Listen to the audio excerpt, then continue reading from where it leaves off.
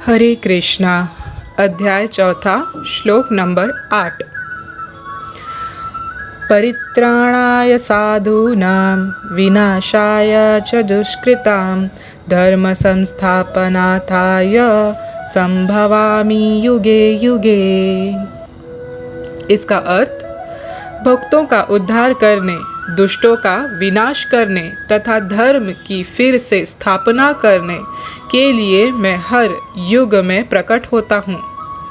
इसका तात्पर्य भगवद गीता के अनुसार साधु पवित्र पुरुष कृष्ण भावना भावित व्यक्ति है। अधार्मिक लगने वाले व्यक्ति में भी यदि पूर्ण कृष्ण चेतना हो तो उसे साधु समझना चाहिए। दुष्कृताम उन व्यक्तियों के लिए आया है जो कृष्ण भावनामृत की परवाह नहीं करते।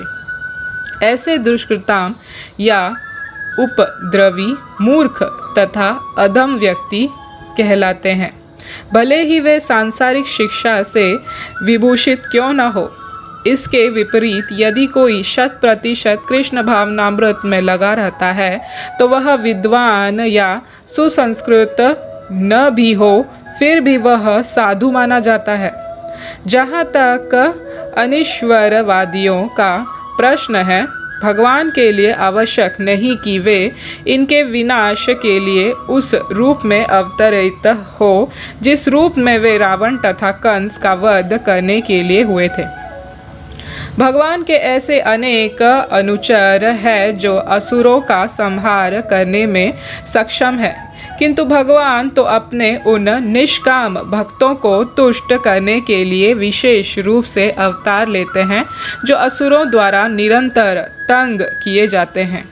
असुर भक्त को तंग करता है, भले ही वह उसका सगा संबंधी क्यों न हो। यद्यपि प्रहलाद महाराज हिरण्यकशिपु के पुत्र थे, किंतु तो भी वे अपने पिता द्वारा उत्पीड़ित थे।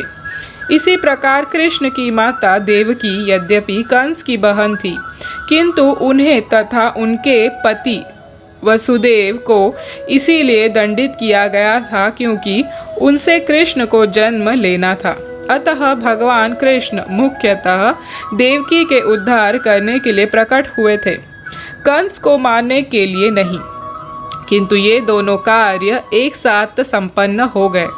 अतः यह कहा जाता है कि भगवान भक्त का उद्धार करने तथा दुष्ट असुरों का संहार करने के लिए विभिन्न अवतार लेते हैं। कृष्णदास कविराज कृत चैतन्य चरितामृता में निम्नलिखित श्लोकों मध्य 20 अध्याय का 263 और 264 से अवतार के सिद्धांतों का सारांश प्रकट होता है। सृष्टि हेतु एई मूर्ति प्रपंचे अवतारे, से ईश्वर मूर्ति अवतार नाम धरे। मायातीत पर्वो में सबर अवस्थान, विश्वे अवतारी धरे अवतार नाम। अवतार अथवा ईश्वर का अवतार भगवत धाम से भौतिक प्राकट्य हेतु होता है। ईश्वर का वह विशिष्ट रूप जो इस प्रकार अवतरित होता है अवतार कहलाता है। ऐसे अवतार भगवत धाम में स्थित रहते हैं। जब वे भौतिक सृष्टि में उतरते हैं तो उन्हें अवतार कहा जाता है। अवतार कई तरह के होते हैं, यथा पुरुष अवतार, गुण अवतार, लीला अवतार, शक्तावेश अवतार, मनवंतर अवतार तथा युग अवतार, इन सब का इस ब्रह्मांड में क्रमानुसार अवतरण होता है। किंतु भगवान कृष्ण यदि भगवान है और समस्त अवतारों के उद्गम है। भगवान श्री कृष्ण शुद्ध भक्तों की चिंताओं को दूर करने के विशिष्ट प्रयोजन से अवतार लेते हैं, जो उन्हें उनकी मूल वृंदावन लीलाओं के रूप में देखने के उत्सुक रहते हैं। अतः कृष्ण अवतार का मूल उद्देश्य अपने निष्काम भक्तों को प्रसन्न करना है। भगवान का वचन है कि वे प्रत्येक युग में अवतरित होते रहते हैं। इससे सूचित होता है कि वे कलयुग में भी अवतार लेते हैं, जैसा कि श्रीमद् भागवत में कहा गया है कि कलयुग के अवतार भगवान चैतन्य महाप्रभु हैं, जिन्होंने संकीर्तन आंदोलन के द्वारा कृष्ण पूजा का प्रसार किया और पूरे भारत में कृष्ण भावनामृत का विस्तार किया। उन्होंने यह भविष्यवाणी की कि संकीर्तन की यह संस्कृति सारे विश्व के नगर नगर तथा ग्राम ग्राम में फैलेगी।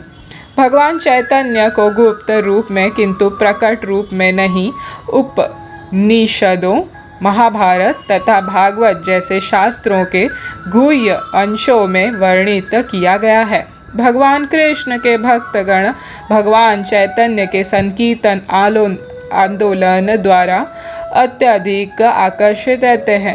भगवान का यह अवतार दुष्टों का विनाश नहीं करता, अपितु अपने अहेतुकी कृपा से उनका उद्धार करता है। हरे कृष्णा। तो ये था श्रीला प्रभुपाद जी द्वारा दिया गया तात्पर्य।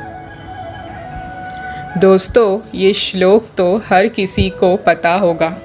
जिन्होंने महाभारत सीरियल देखा होगा उनको तो ये श्लोक तो बाय हार्ट हो चुका होगा। ये इतना फेमस है श्लोक कि इससे लोगों को प्रतीत होता है कि भगवान किस लिए अवतार लेते हैं। इस श्लोक के कण कण से पता चलता है कि भगवान कितने दयालु हैं और भूतल पर सिर्फ भक्तों के लिए ही आते हैं।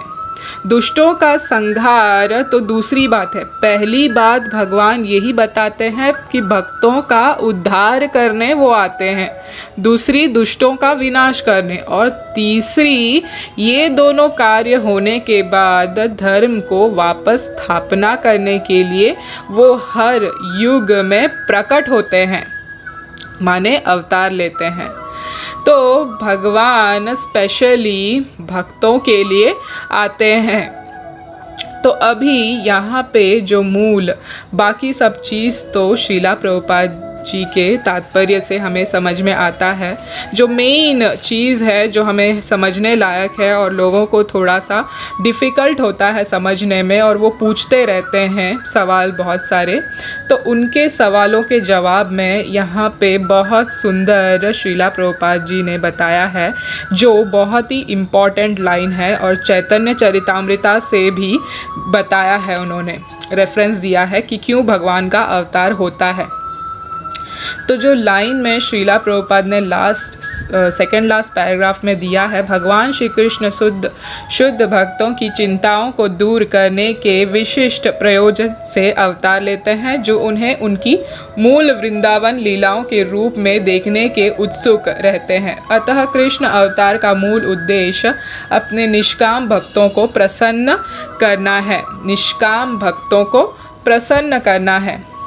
जबकि हमने भगवान के बहुत सारे अवतार तो सुने ही होंगे ना दोस्तों, जैसे यहाँ पे श्रीला प्रभुपाद ने गिनाए हैं, पुरुष अवतार, गुण अवतार, लीला अवतार, ये सब अवतार भगवान के होते हैं। मगर जो मूल भगवान स्वयं आते हैं वो हमें वापस लेके जाने के लिए आते हैं, जो कि कृष्ण भगवान स्वयं आते हैं।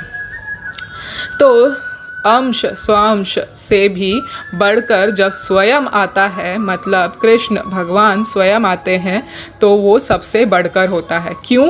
वो अपनी मूल वृंदावन लीलाओं से जो बद्ध जीव आत्माएं हैं, माने हमें आकर्षित करते हैं, ताकि हम आकर्षित हो सर्व आकर्षमान से, मतलब कृष्ण से, भगवान से, और हम उनके साथ उनके नित्य धाम वहाँ पे चले जाएं, गोलोक वृंदावन चले जाएं।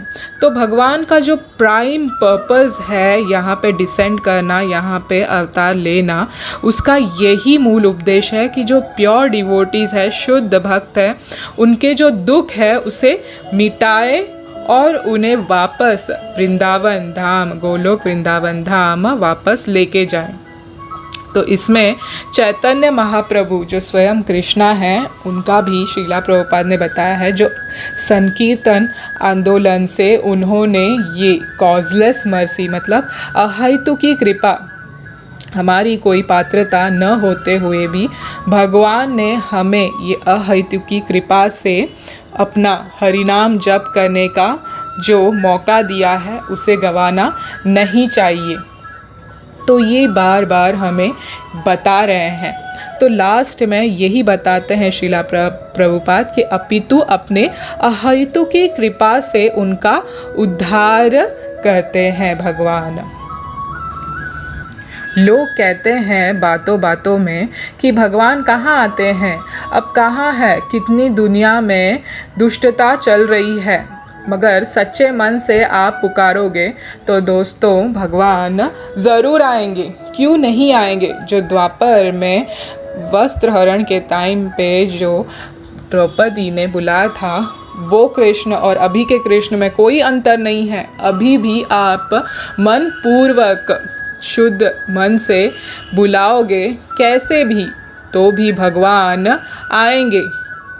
अगर बच्चा बिलक बिलक के रो रहा है और उसकी माँ उसे ना उठाए तो ऐसी माँ को तो मर जाना चाहिए।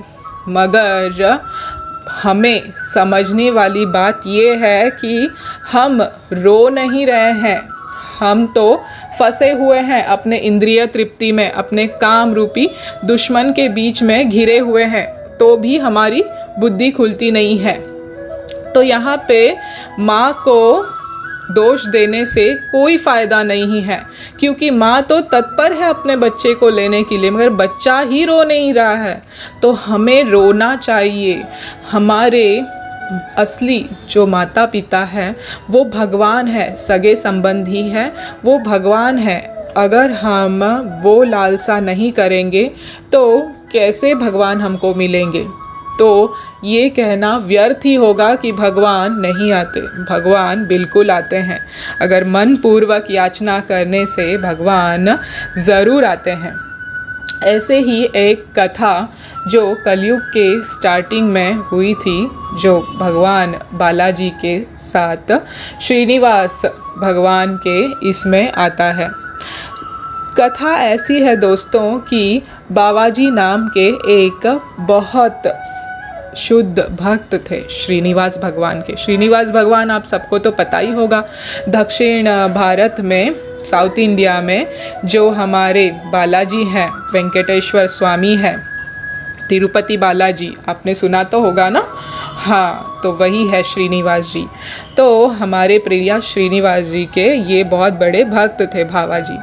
तो अभी क्या हुआ, बाबा जी के मन में आया कि मुझे श्रीनिवास जी का दर्शन करना है, तिरुपति जाना है। तो अभी उस टाइम पे तो हमारे जैसे तो नहीं था फ्लाइट पकड़ो निकल जाओ, बस चढ़ो, ट्रेन चढ़ो, नहीं। उस टाइम पे पदयात्रा करके जाते थे। महीनों महीनों लगते थे भगवान के दर्शन लेने के लिए।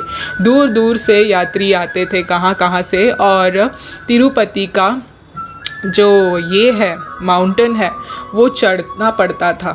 तो बहुत मशक्क़त, दिक्कत से, बहुत सारी कठिनाइयाँ, भूख प्यास धूप से जूझते हुए ये भक्त भगवान श्रीनिवास को देखने जाते थे। तो जब ये गए तो क्या हुआ, वहाँ पे द्वार बंद हो गया।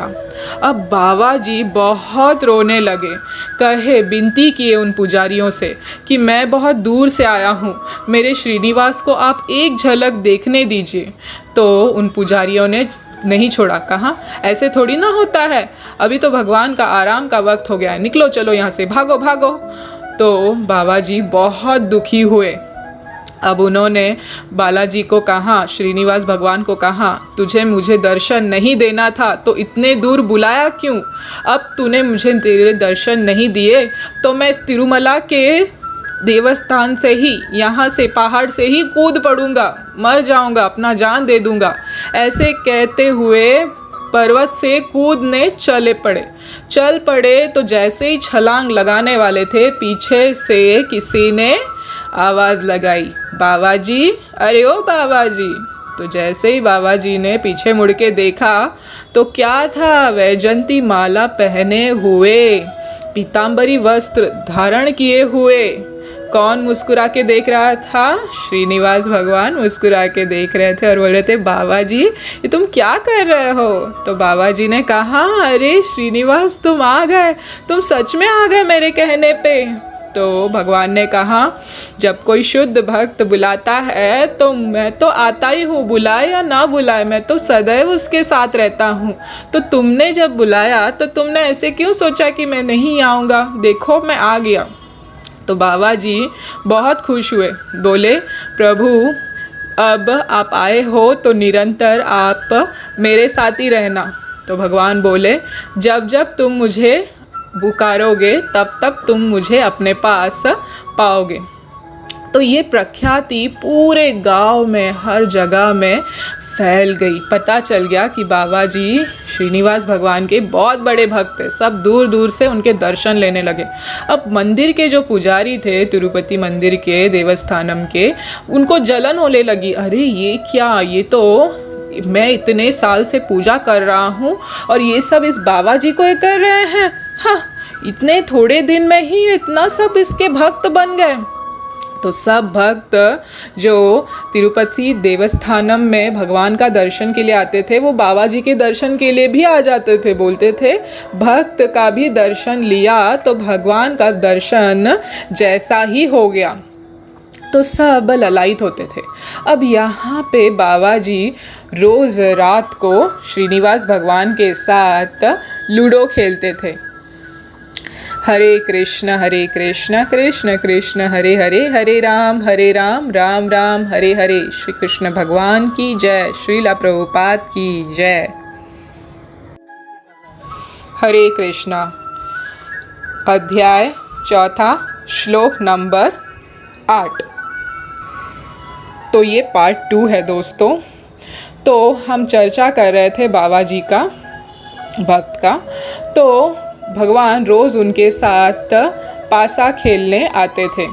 तो खेलते खेलते एक दिन क्या हुआ कि भगवान अपना सोने का हार बाबा जी के बिस्तर पर भूल गए और सुबह जैसे ही तिरुपति मंदिर में सुप्रभातम शुरू कर दिया भगवान को उठाने के लिए। जैसे ही कहा, उत्तिष्ठ गोविंद उत्तिष्ठ गरुड़ध्वज उत्तिष्ठ कमला कांता त्रैलोक्यम मंगलम कुरु। ये कहते ही भगवान के आँख खुल गए और वो दौड़ पड़े। वहाँ पे द्वार खुला तो भगवान खड़े थे और जैसे ही पुजारियों ने भगवान की तरफ देखा सोने का हार, कीमती हार गायब है। तो सबने सोचा ये बाबा जी का ही काम होगा, उसने ही कुछ किया होगा। तो सब उनके तरफ जाने लगे और जब पता चला कि सच में उनके घर में वो सोने की हार पड़ी है तो उनको राजा के पास लेके गए। राजा को कहा कि इनको दंड मिलना चाहिए, इन्होंने भगवान का हार चुराया है, श्रीनिवास भगवान का। तो उस पुजारी ने कहा कि इनका नाम है हाथीराम बाबा जी। हाथी इतना बल इनके पास है, ऐसे मानते हैं इनके घर वाले। तो इनको एक कारागार में डाल के हाथियों जितना खाने वाला जो ये होता है शुगर कैन, गन्ना होता है ना, गन्ने का रस, वैसे ही वो पूरा खेत जितना होता है उतना टन उनके कारागार में डाल दो। अगर ये सच में भगवान के भक्त है तो भगवान ही कुछ करेंगे इनको बचाने के लिए, तब पता चलेगा। चलो हम इनकी परीक्षा लेते हैं। और डाल दिया उनको कारागार में इतने सारे गन्नों के साथ। अब बाबा जी रोते रोते भगवान को बुलाने लगे कि जैसे तुमने प्रहलाद को बचाया, जैसे तुमने ध्रुव की मदद की, जैसे तुमने द्रौपदी के वस्त्रहरण के टाइम पे पुकारने पे तुम आ गए, हे गोविंद, हे श्रीनिवास, हे वेंकटेश्वर, मेरी मदद करो। और वो बेहोश हो गए। तब श्रीनिवास भगवान सातों दरवाज़ा पार करके वैकुंठ से स्वयं अपने भक्त को बचाने के लिए आ गए। परित्राणाय साधूनां विनाशाय च दुष्कृताम, अपने भक्त को बचाने के लिए आ गए वैकुंठ से और उन गन्नों को पूरा खा लिया हाथी बनकर, और ज़ोर ज़ोर से हाथी के जैसे ये करने लगे, आवाज़ करने लगे। अब सब जो कारागार में सैनिक थे सबके सब उठ गए, होश उड़ गया उनको कि कारागार में हाथी कहाँ से आ गया। अब ये आवाज़ वो पुजारी लोगों ने भी सुन लिया। जैसे ही द्वार खोल के आ गए भगवान गायब हो गए वहाँ से, और सबके सब हैरान हो गए क्योंकि सबका सब गन्ना खा चुके थे, ख़त्म हो चुका था। तो सब तुरंत बाबा जी के पैर पड़ने लगे कि अहो भाग्य, हे महात्मा हमें माफ़ कर दो, हमें आपको पहचानने में गलती हो गई। आपके एक पुकार से श्रीनिवास इतने भाग कर आते हैं वैकुंठ से सातों दरवाज़ा पार करके। आप भगवान के निश्चित ही शुद्ध भक्त हो, हमसे बहुत बड़ी भूल हो गई है, भगवान हमें कभी क्षमा नहीं करेंगे, हमें माफ़ कर दीजिए। अगर आप हमें माफ़ करोगे तो श्रीनिवास हमें ज़रूर माफ़ करेंगे। ऐसे बिलक बिलक कर रो के वो बाबा जी से माफ़ी मांगने लगे। बाबा जी ने कहा बस एक करुणमय पुकार से आप ज़ोर से हे गोविंदा, हे कृष्णा ऐसे बुलाइए तो वो श्रीनिवास दौड़ा दौड़ा चला आएगा। ऐसे चिंता करने वाली कोई बात नहीं है। गोविंदा गोविंदा, वेंकटरमणा गोविंदा गोविंदा। ये हुई एक कथा। अब दूसरी कथा, जैसे दोस्तों कल एकादशी व्रत है जिसको जया एकादशी कहते हैं। इस एकादशी की बहुत बड़ी महिमा है, और जैसे आपको एकादशी की मैंने पहले भी बहुत सारी महिमाएं बताई है, एक और आपको बताना चाहूँगी जहाँ पे गरुड़ पुराण में बताया गया है कि अगर इस भौतिक संसार के समुद्र में आप डूबने से बचना चाहते हो तो 5 बोट रूपी प्रोटेक्शन आप ले सकते हो इस भौतिक संसार में। वो है तुलसी, ब्राह्मणास, गैया, मनिकौ, भगवान स्वयं श्री कृष्ण, विष्णु और एकादशी का व्रत। ये जो 5 बोट है, जो नैया है, वही हमें इस भौतिक संसार से पार लगा सकती है। तो आइए आज हम जया एकादशी का व्रत कथा सुनते हैं और अपने आप को पावन बनाते हैं। हरे कृष्णा। तो कथा कुछ इस तरह से है। युधिष्ठिर ने एज यूजुअल भगवान श्री कृष्ण से पूछा, भगवान कृपा करके यह बताइए कि माघ मास के शुक्ल पक्ष में कौन सी एकादशी होती है, उसकी विधि क्या है तथा उसमें किस देवता का पूजन किया जाता है। इस पे भगवान श्री कृष्ण बोले, राजेंद्र, माघ मास के शुक्ल पक्ष में जो एकादशी होती है उसका नाम जया है। वह सब पापों को हरने वाली उत्तम तिथि है, पवित्र होने के साथ ही पापों का नाश करने वाली तथा मनुष्यों को भाग और मोक्ष प्रदान करने वाली। इतना ही नहीं, वह ब्रह्म हत्या जैसे पाप तथा पिशाचत्व का भी विनाश करने वाली है। इसका व्रत करने पर मनुष्य को कभी प्रेत योनि में नहीं जाना पड़ता। इसीलिए राजन, प्रयत्न पूर्वक जया नाम की एकादशी का व्रत करना चाहिए। एक समय की बात है, स्वर्ग लोक में देवराज इंद्र राज्य करते थे। देवगण पारिजात वृक्षों से युक्त नंदन वन में अप्सराओं के साथ विहार कर रहे थे। 50 करोड़ गंधर्वों के नायक देवराज इंद्र ने स्वेच्छानुसार वन में विहार करते हुए बड़े हर्ष के साथ नृत्य का आयोजन किया। गंधर्व उसमें गान कर रहे थे, जिनमें पुष्पदंत, चित्रसेना तथा उसका पुत्र, ये 3 प्रधान थे। चित्रसेना की स्त्री का नाम मालिनी था मालिनी ने एक कन्या उत्पन्न हुई थी जो पुष्पवंती के नाम से विख्यात थी। पुष्पदंत गंधर्व का एक पुत्र था जिसको लोग माल्यवान कहते थे। माल्यवान पुष्पवंती के रूप पर अत्यंत मोहित था। ये दोनों भी इंद्र के संतोषार्थ नृत्य करने के लिए आए थे। इन दोनों का गान हो रहा था जिनके साथ अप्सराओं भी थी। परस्पर अनुराग के कारण ये दोनों मोह के वशीभूत हो गए। चित्त में भ्रांति आ गई, इसीलिए वे शुद्ध गान न गा सके। कभी ताल भंग हो जाता था तो कभी गीत बंद हो जाता था। इंद्र ने इस प्रमाद पर विचार किया और इसे अपना अपमान समझकर वे कुपित हो गए। अतः इन दोनों को शाप देते हुए बोले, ओ मूर्खों, तुम दोनों की धिक्कार है। तुम लोग पतित और मेरी आज्ञा भंग करने वाले हो, अतः पति पत्नी के रूप में रहते हुए पिशाच हो जाओ। इंद्र के इस प्रकार शाप देने पर इन दोनों के मन में बड़ा दुख हुआ। वे हिमालय पर्वत पर चले गए और पिशाच योनि को पाकर भयंकर दुख भोगने लगे।